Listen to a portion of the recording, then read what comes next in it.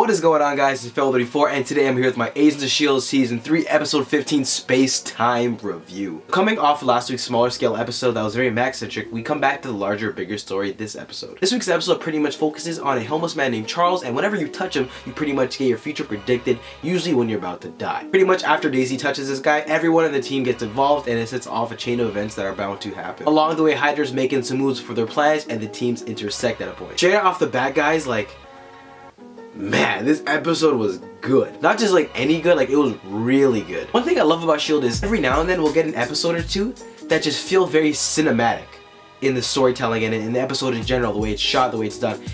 And this episode was one of them. All across the board, guys, I thought this episode did a lot of things well, so let me dive right into it. Okay, so the actual story itself. We have this Inhuman who touches people and he predicts the future. Awesome. There were so many things that you could do with that in an episode for any TV show in general, and I thought they did really good with what they had in this episode. Seeing the S.H.I.E.L.D. team deal with something that's so out of their league was just so much fun as a viewer, and just to see what they were gonna do, what kind of weird ideas they had on time travel and whatever was future telling in general, time space. It was so great to see. From the beginning of the episode, for example, we see her scared because we see her boyfriend, not boyfriend, Lincoln, bleeding in his head. We see Coulson pointing a gun at her.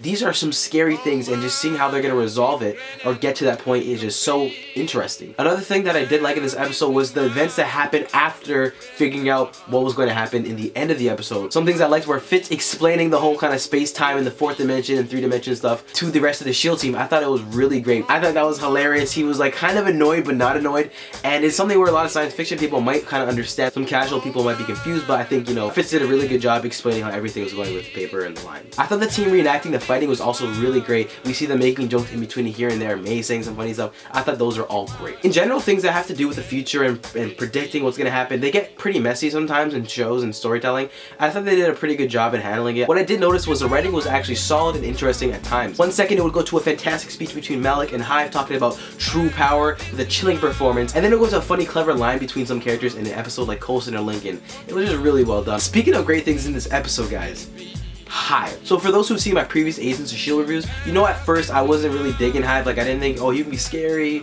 or he wouldn't be the most menacing.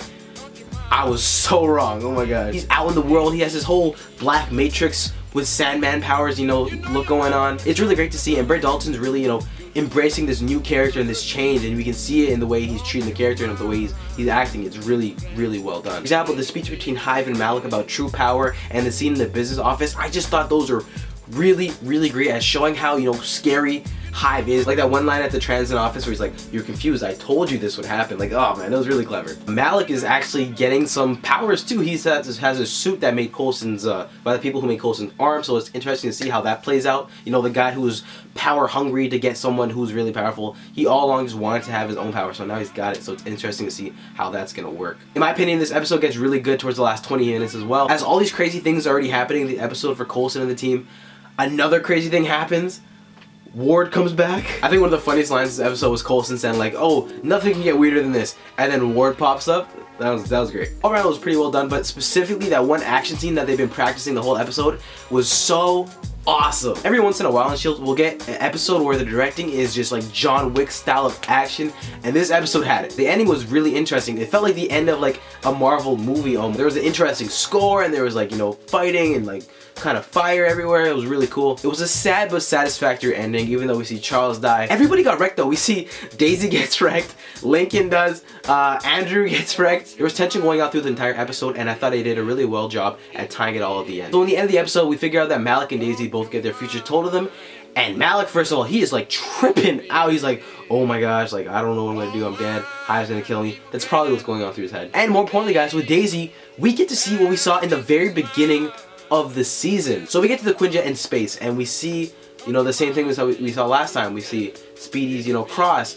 But it appears that Daisy is there too. We can see the shoulder pad on the S.H.I.E.L.D. logo. Interesting. And honestly, guys, there wasn't many things in the episode that I disliked. I thought it was very strong on all levels. My only complaint with this episode would probably have to be with the whole May and Andrew stuff. My only problem with that was I felt like they tried to make us feel a lot of emotions towards the situation, and it didn't really hit for me. I thought everything else in the episode worked well, but that just kind of fell flat. Season 3, episode 15, Spacetime, might be one of the best episodes since the mid-season break. The story felt very cinematic and in a larger context, but also in a smaller self-contained context with the whole future aspects of the episode. But it was awesome to see the twists that affect the larger story in the future. I'm gonna go ahead and give this episode a 9 out of 10. Daisy also promised to take care of that kid, guys, so interesting to see how that plans out. She promised, so she's gonna do it. Alright guys, thank you so much for checking out this video. If you did, leave a like and subscribe to the Hyper Network if you have not already. Also guys, feel free to check out my channel, links below. Thank you guys so much, and I'll see you next time.